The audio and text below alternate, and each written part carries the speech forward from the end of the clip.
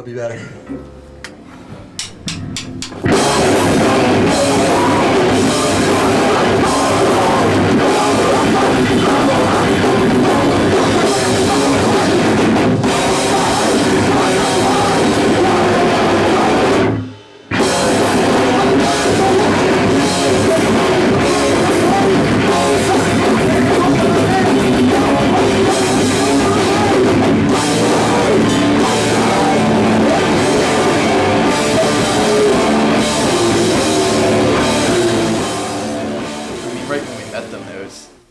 There's something about them being just really nice kids that were, really into heavy music and very aware of all the cliches that go along with it of, the whole rock star thing and the whole playing aggressive music but buying into the myth of yourself and how so many bands and so many frontmen, even just because they can draw 75 kids in Boston, feel like in such a small community it's really easy to get a big head. And I think that an advantage they had living kind of outside of that and playing music outside of that scene for such a long time was that they had a good sense of perspective.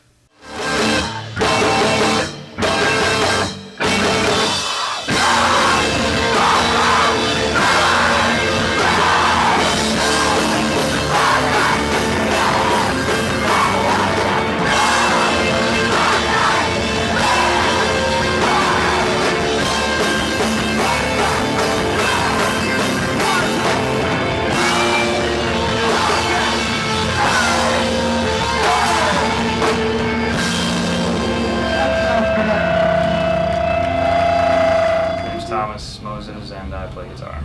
It's stressful, but it's like, shit, let's just get the equipment in the van and get on the road and just go away for the whole weekend. Just play a couple shows and have a good time.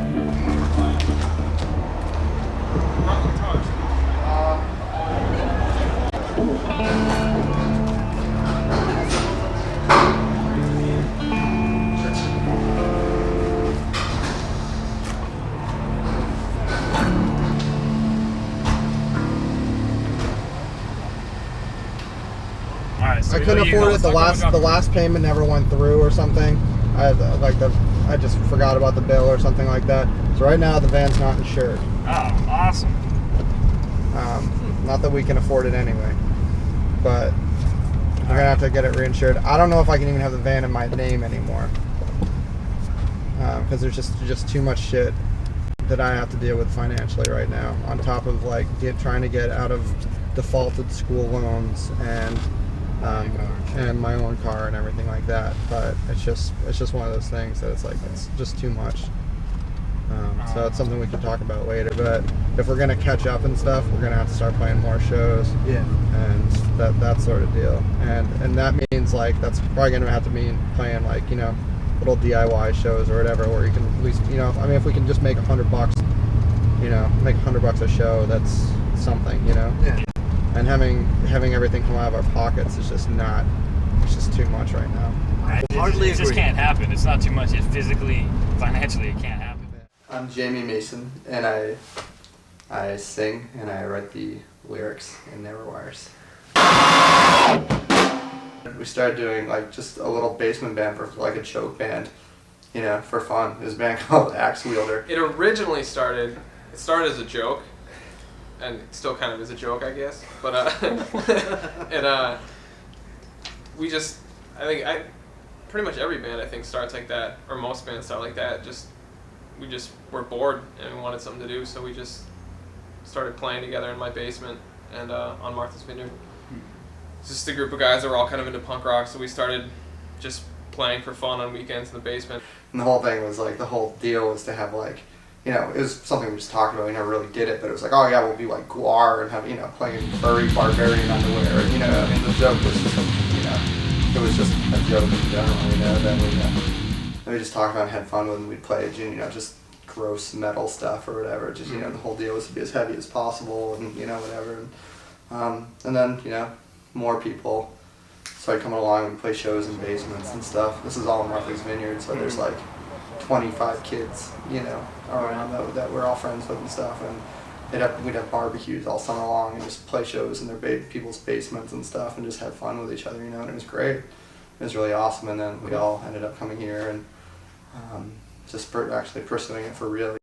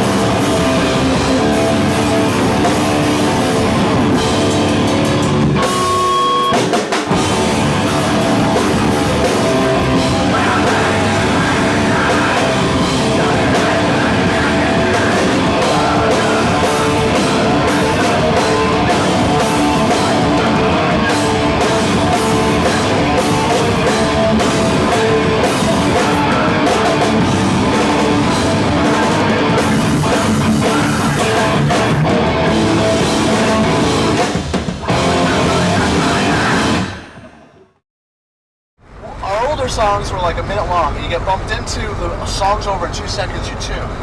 Our songs are 5, 8 minutes now. You get bumped into like the first minute of the songs, you're out of tune for the rest of like the 4 minutes, you know? Can you guys tune like while we're playing too? Like, no, but if I tune it, it'll sound like, it'll be like, oh, there's no guitar part for like 2 hours. Well, yeah, but like I've seen like I see lots of other bands do that, and last night's Suicide File, like John did that. His bass got knocked out of tune and he stopped and he tuned it. It took him like 10 seconds and then he was back in and it sounded fine.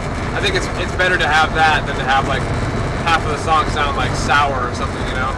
And I go to tune right before that, and then it stops and I'm not playing. That's horrible.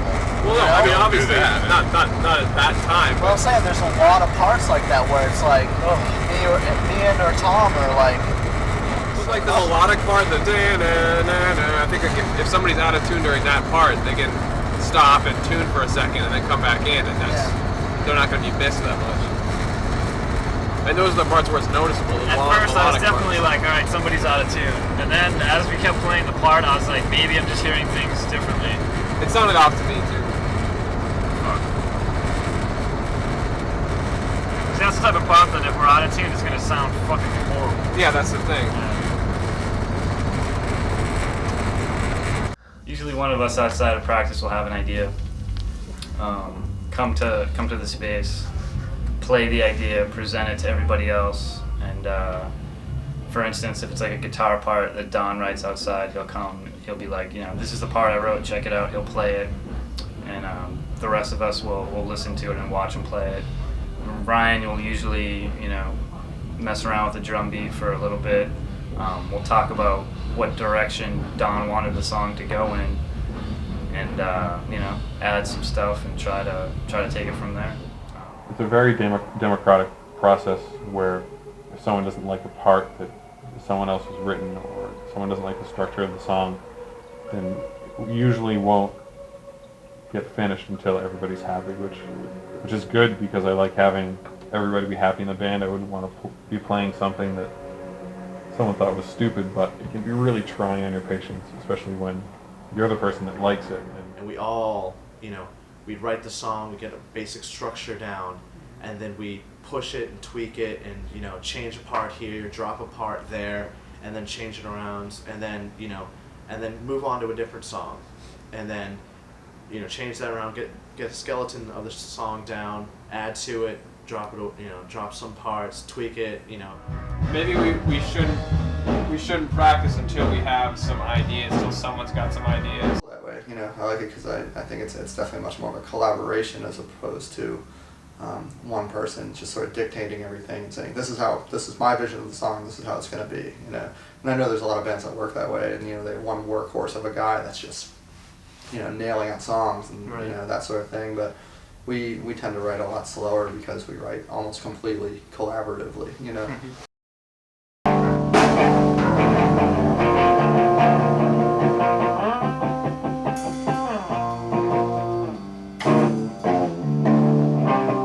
So I thought it'd be good to like get a couple of rough ideas, and then we can maybe go back and fine tune all of them instead of like going back to it a bunch of times and making changes. Writing one song and really trying to like, dot the I's and cross the T's on it.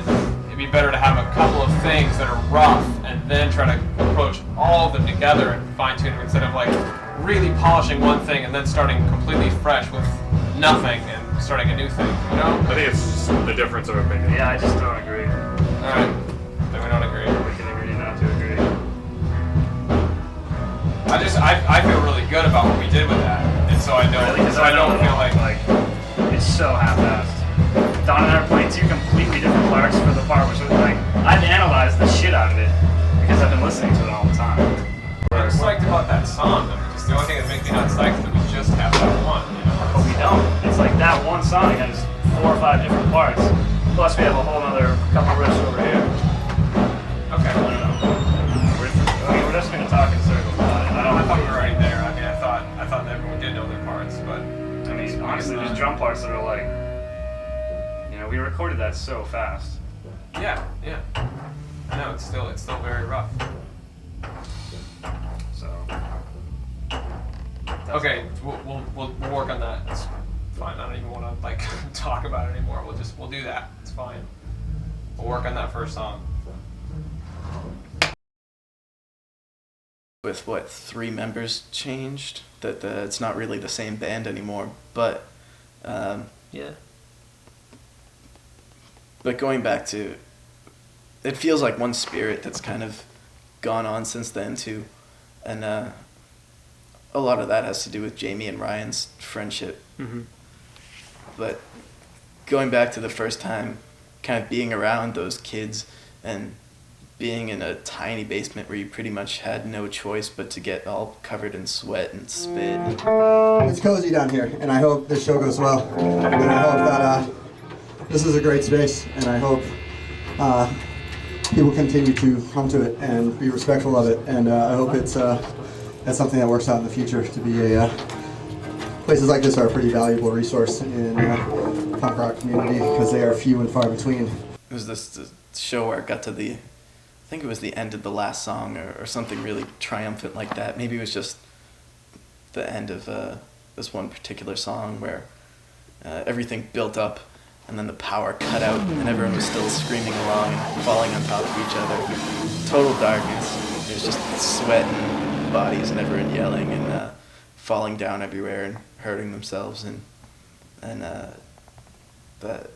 was one of those few moments where it's like, oh yeah, this is what it's all about. And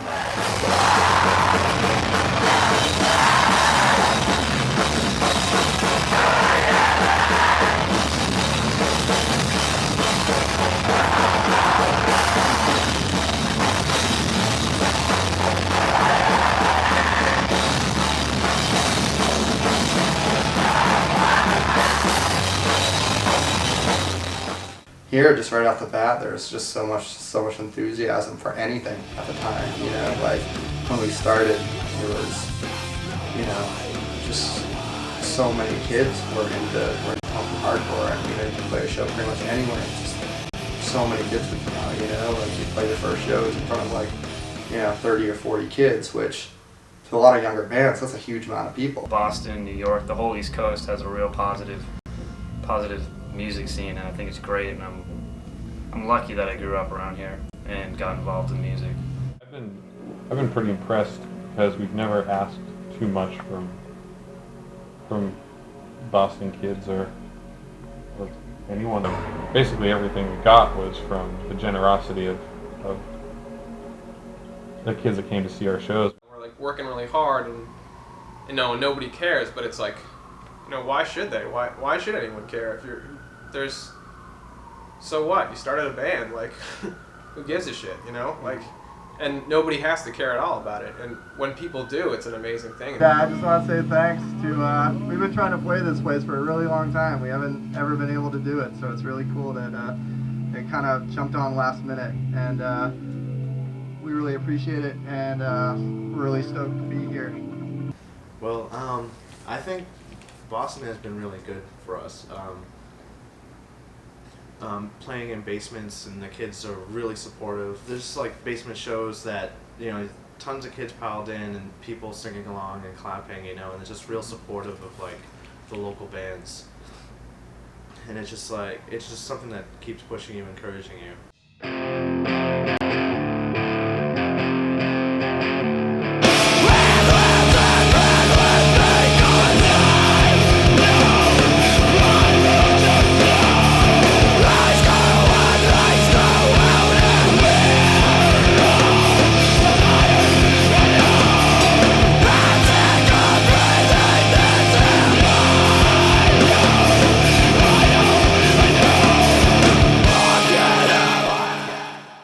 I know, this is like the worst. It just sucks being all like, oh, I hope we're able to play, you know, and like rushing to show up and being all like tense and stuff. So, I mean, if we have shows like this, we really need to make sure, like, you know, like, and I know that there was a question about, you know, whether we're going to be able to play or not, or what times or whatever, but I just think we should really start planning the show stuff, like days of shows ahead much better, so everybody knows exactly what's going on, and everybody, you know, gets out of work at, you know, at a decent time for us to get there and not stress about it, because shit like this sucks for everybody, you know. The show was canceled. Website. It's $10 a month. We need to talk about the website. The website is There's $10 a 25. month. Okay, what are we going to talk about on the website? Say it. Instead of playing Saturday, Sunday, can we just do the website and just finish it on Sunday? What needs to be finished? Everything. What do you mean everything? Is it done? There's news up there, there's shows listings, there's pictures, That's been there's pictures there's already like up there? contact, yeah. So it's done. Yeah, I mean, like, what else needs to be put up there? I don't know. I mean, I haven't looked at it in a couple of days. The last time I looked at it, it was just completely not finished. And when I talked to Jeb, he said the same thing. So if you're telling me it's done, then Yeah, but like, what do you mean completely not finished? Because like, I put up the pictures like a couple days ago, and before that there was news, there was show listings, there was the contacts page, there's the thanks stuff is up there, the links is up there. Wait, we have to pay $10 a month for it? Yeah. Every month? Yeah. you're every saying just it's like- done then. I thought we just bought like the name. And then No, we bought the name, but for the server, like the service, it's $10 a month, the web server. And we all agreed to that. And we said, yeah, that's like, it breaks down to $2 each person every month. How many months have we had it so far? We've had it for like 6 months. Thanks, man. But it just went up. No, we got the. Not to get off the subject about the money, but the website's definitely complete. 100% I'll take all the money out of my pocket, which I've been doing. But like, we've had it. I got it like a long time ago, and we've been like just dragging for a while. Okay, the money I'm not worried about. Like, we'll pay for it's $2 a person. It's not a big deal, man. You know, especially when we're playing shows. It's not that bad. I don't know. I'd like to see us write some really fucking good songs. You know, keep doing good records. It would be nice to branch out and do more touring, because there are big parts of the world that I haven't seen yet that I would probably only get to see with this band or with a band. I never thought it would get this far, you know, from when we started in those basements in Martha's Vineyard. I never thought, you know, playing a show at the Palladium, you know, like that's something that was so far from what I ever thought would happen, you know, playing a sold out show, you know, with all these phenomenal bands, you know, all of which are our friends, and, you know, these great bands that we could consider our contemporaries is like, that's such an awesome thing, you know. just that's enough, you know. So as far as I'm concerned, I want to write music until we can't do it anymore. What, you know, we're gonna do whatever the fuck we want to do and write the type of music that we want to write. And Jeb really wants to do a full length. I'd like to do some, you know, smaller type records, like a 10-inch or, you know, 25, 30-minute record. Hopefully we can tour. You know, I'd love to see us get over to Europe, or at least to California. You know, a week or 2 weeks. We're pretty limited in the amount of time that we can tour, so who knows? Living out of a backpack sucks, and being in a van for 2 weeks sucks. And it used to be a lot of fun, about 4 or 5 years ago. But it's, I don't know. I guess I'm just getting old. I miss my, I miss my apartment. I miss my bed, my girlfriend, my DVD player when I'm on tour. I think we all just, in the past few years, we've all just realized that we want other things. We want to be in this band. We want to write music, and it's kind of good because it's not that we're taking it less seriously. It's just that we know that this is something we're doing just because we love to do it. There's no deadline. We don't have to race to be, the biggest band ever and the most, making like the single greatest album, and we have to make it by tomorrow or else we have to break up because we didn't succeed. There's no deadline. Mm-hmm. So if it comes up like it's happened before, we have to take a summer off because somebody's got to do something. It's not like it's a big deal, or if like one of us has a job that we can't tour forever, it's not a big deal because we can still get together on 2 days a week, 3 days a week, 1 day a week, and write good music that we like and enjoy, push ourselves, grow as musicians, and still, not have our lives destroyed because we're neglecting every other facet,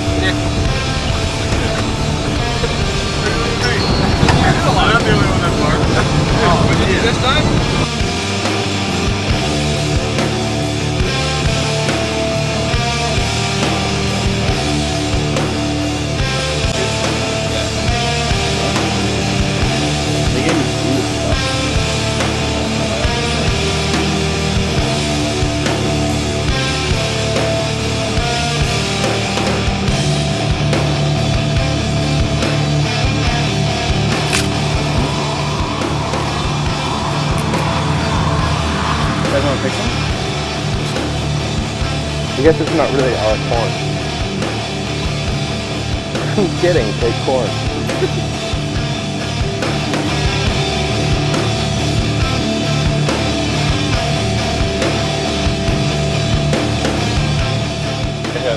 How many kids does it take to screw a light bulb? How many? What's the light bulb? When she says how many, it's like, how many? I know, she has a wicked fucked up It voice. sounds like how many.